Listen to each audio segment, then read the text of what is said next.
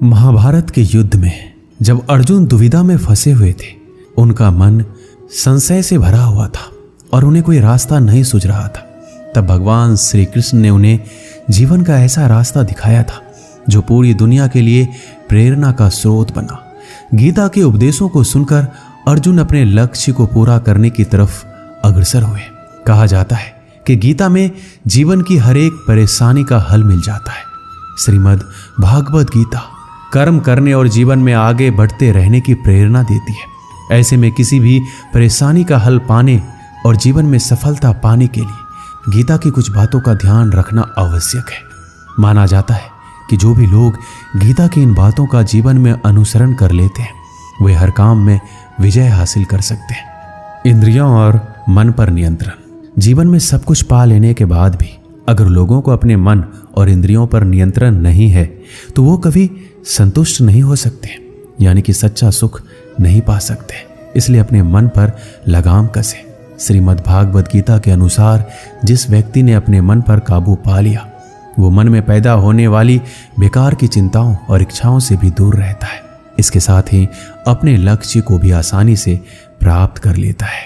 क्रोध पर काबू रखें। गीता के अनुसार लोग गुस्से में खुद पर नियंत्रण खो बैठते हैं, जिसके आवेश में आकर लोग गलत काम भी कर देते हैं। कभी कभी गुस्से में लोग खुद का अहित कर बैठते हैं, इसलिए क्रोध को खुद पर हावी नहीं होने देना चाहिए। गीता में श्री कृष्ण ने बताया है कि यदि गुस्सा आए तो स्वयं को शांत रखने की कोशिश करें, ताकि गुस्से में हमेशा कुछ अहित ना हो जाए। स्वयं का आकलन। गीता में श्री कृष्ण के अनुसार इंसान को खुद से बेहतर तरीके से कोई नहीं जान सकता, इसलिए स्वयं का आकलन करना बेहद जरूरी है। जो भी लोग अपने गुनाहों और कमियों को जान लेते हैं, वे अपने व्यक्तित्व का निर्माण करके हर काम में सफलता प्राप्त कर सकते हैं। इसलिए दूसरों का नहीं, स्वयं का आकलन कीजिए। बिना फल के बारे में सोचे कर्म करना। गीता में श्री कृष्ण के उपदेश के अनुसार इंसान का मुख्य काम यह है कि वह कर्म करे। वो जो भी पाना चाहता है उसे पाने के लिए ईमानदारी से कार्य करे। इसके लिए उसे मिलने वाली नतीजे से ध्यान हटाना जरूरी है। कर्म अच्छा होगा तो उसका अच्छा फल जरूर मिलेगा, इसलिए अपने कर्म करते रहिए और फल एक दिन जरूर आपको मिलेगा। कहते हैं ना कि अगर अच्छा बीज बोओगे तो फसल भी उत्तम ही होगा। श्रीमद् भागवत गीता में श्री कृष्ण कहते हैं, मनुष्य को स्वयं को ईश्वर में लीन कर देना चाहिए। ईश्वर के सिवाय मनुष्य का कोई नहीं होता।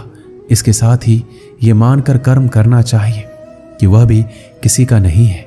भोग से मिलने वाला सुख क्षणिक होता है, जबकि त्याग में स्थायी आनंद मिलता है।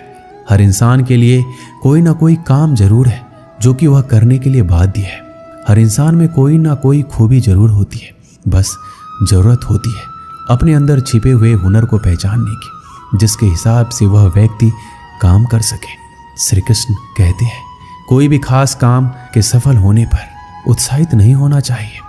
ऐसा करने से गलती के होने की आशंका बढ़ जाती है। साथ ही हमें किसी दूसरे से जलन की भावना भी नहीं रखनी चाहिए। सकारात्मक सोच। श्री कृष्ण कहते हैं, सकारात्मक सोच के दम पर मुश्किल से मुश्किल वक्त का सामना बड़े ही आसानी के साथ किया जा सकता है।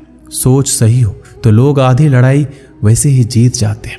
सकारात्मकता से भरा दिमाग हर समस्या का हल खोजने में सक्षम होता है, जबकि नकारात्मकता मनुष्य को निराशा के गर्त में ले जाती है और उसे हार दिलाती है। इसके साथ ही वो अपनी तमाम इच्छाओं को वश में करके अपनी नकारात्मक सोच को सकारात्मक सोच में बदल देता है। गीता में श्री कृष्ण ने यह बात कहा है कि जो लोग दूसरों की भलाई पर ध्यान नहीं देते और सिर्फ अपना मतलब साधने में लगे रहते हैं, उन लोगों का कभी भला नहीं होता। आपको बता दें कि इंसान का स्वार्थ उसे अन्य लोगों से दूर ले जाकर नकारात्मक हालातों की तरफ धकेलता है, जिसके चलते व्यक्ति अकेला रह जाता है। वही गीता में यह भी कहा गया है कि स्वार्थ शीशे में फैली धूल की तरह है, जिसकी वजह से व्यक्ति अपना प्रतिबिंब ही नहीं देख पाता। वहीं अगर आप चाहते हैं कि आप भी अपना जीवन खुशीपूर्वक व्यतीत करें, तो इसके लिए यह जरूरी है कि आप अपने स्वार्थ को कभी अपने पास नहीं आने दें।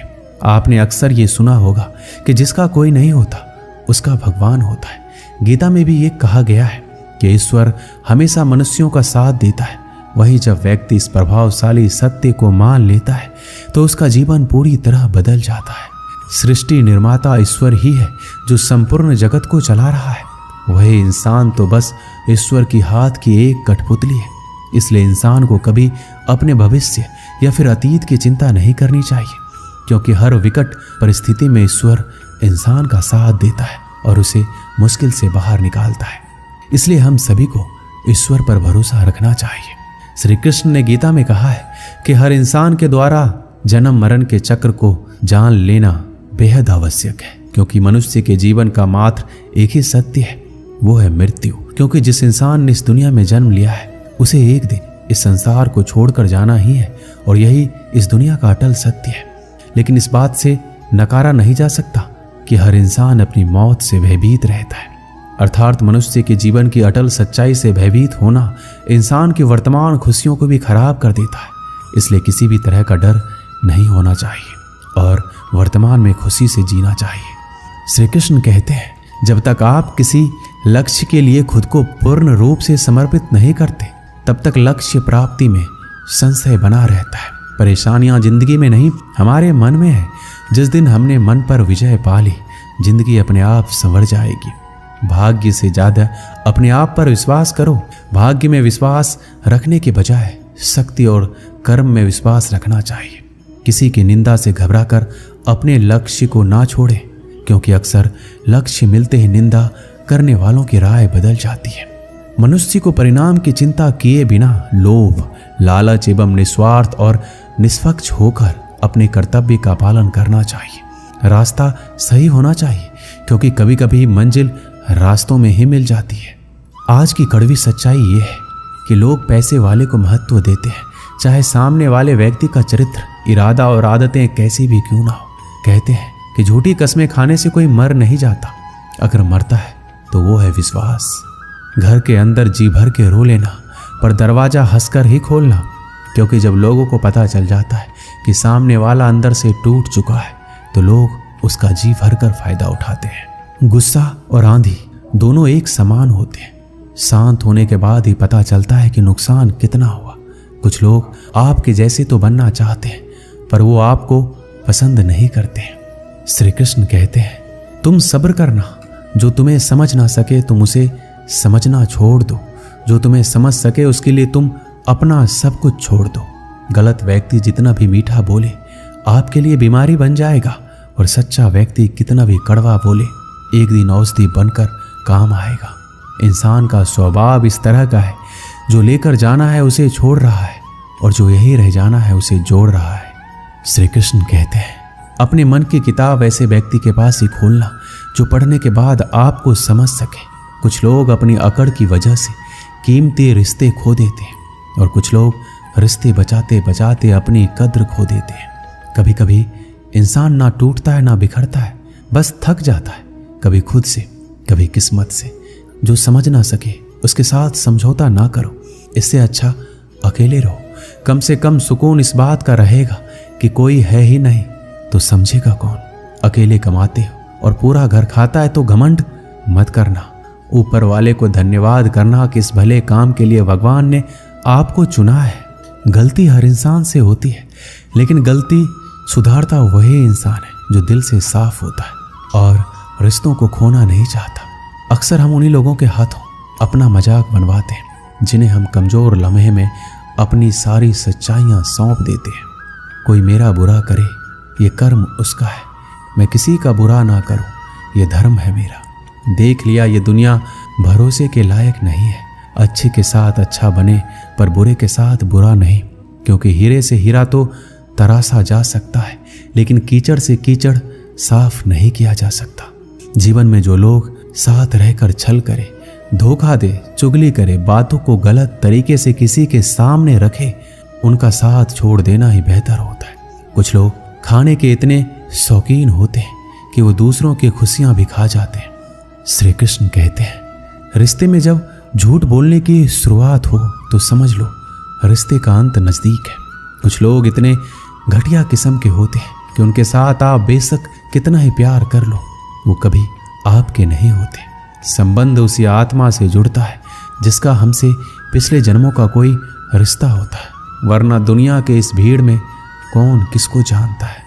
जिन लोगों में शक या संदेह की आदत होती है, या फिर जो लोग जरूरत से ज्यादा शक करते हैं, ऐसे लोगों के लिए श्री कृष्ण ने गीता में कहा है, पूर्ण सत्य की खोज या फिर संदेह की आदत इंसान के दुख का कारण बनती है, क्योंकि शक करना एक ऐसी आदत है जो कि मजबूत से मजबूत रिश्ते को भी खोखला कर देती है। वही जिज्ञासा होना भी लाजमी है, लेकिन पूरी तरह सत्य की खोज या फिर संदेह ही इंसान के दुख का कारण बनती है, और शक करने वाले इंसान बाद में इसका पश्चाताप करते हैं। कुछ समय पहले की बात है, एक प्रोफेसर क्लास ले रहे थे। क्लास के सभी छात्र बड़े ही रुचि से उनका लेक्चर सुन रहे थे, उनके पूछे गए सवालों के जवाब दे रहे थे। लेकिन उन छात्रों के बीच कक्षा में एक ऐसा छात्र भी था जो चुपचाप और गुमसुम बैठा हुआ था। प्रोफेसर ने पहले दिन उस छात्र को नोटिस कर लिया, लेकिन कुछ नहीं बोला। लेकिन जब 4-5 दिन ऐसा ही चला तो उन्होंने उस छात्र को क्लास के बाद अपने केबिन में बुलवाया और पूछा, तुम हर समय उदास रहते हो, क्लास में अकेले और चुपचाप बैठे रहते हो, लेक्चर पर भी ध्यान नहीं देते, क्या बात है, कुछ परेशानी है क्या? छात्र कुछ हिचकिचाते हुए बोला, सर मेरे अतीत में कुछ ऐसा हुआ है जिसकी वजह से मैं परेशान रहता हूँ, समझ नहीं आता क्या करूँ। प्रोफेसर भले व्यक्ति थे, उन्होंने उस छात्र को शाम को अपने घर बुलाया। शाम को जब छात्र प्रोफेसर के घर पहुंचा तो प्रोफेसर ने उसे अंदर बुलाकर बिठाया और स्वयं किचन में चले गए और शिकंजी बनाने लगे। उन्होंने जानबूझकर शिकंजी में ज़्यादा नमक डाल दिया। फिर किचन से बाहर आकर शिकंजी का गिलास छात्र को देकर कहा, ये लो शिकंजी पियो। छात्र ने गिलास हाथ में लेकर जैसे ही एक घूंट पिया, अधिक नमक के स्वाद के कारण उसका मुंह अजीब सा बन गया। यह देख प्रोफेसर ने पूछा, क्या हुआ, शिकंजी पसंद नहीं आई? नहीं सर, ऐसी बात नहीं है, बस शिकंजी में नमक थोड़ा ज़्यादा है। छात्र बोला, अरे ये तो बेकार हो गया, लाओ गिलास मुझे दे दो, मैं इसे फेंक देता हूँ।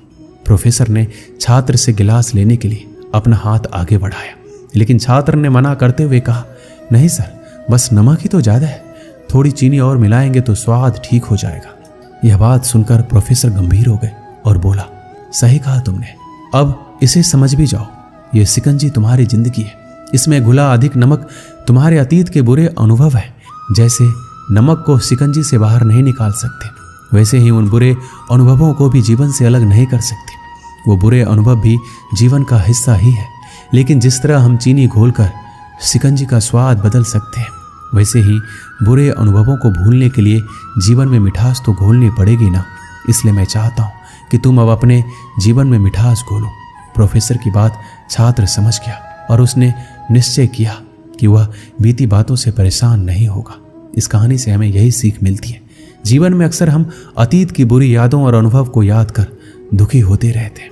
इस तरह हम अपने वर्तमान पर ध्यान नहीं दे पाते, कहीं ना कहीं अपना भविष्य बिगाड़ लेते हैं। जो हो चुका है उसे सुधारा नहीं जा सकता, लेकिन कम से कम उसे भुलाया तो जा सकता है, और उन्हें भुलाने के लिए नई मीठी यादें हमें आज बनानी होगी। जीवन में मीठे और खुशनुमा लम्हों को लाइए, तभी तो जीवन में मिठास आएगी। दोस्तों, इस वीडियो में बस इतना ही, मिलते हैं अगले वीडियो में। अपना ख्याल रखिएगा। जय श्री कृष्णा।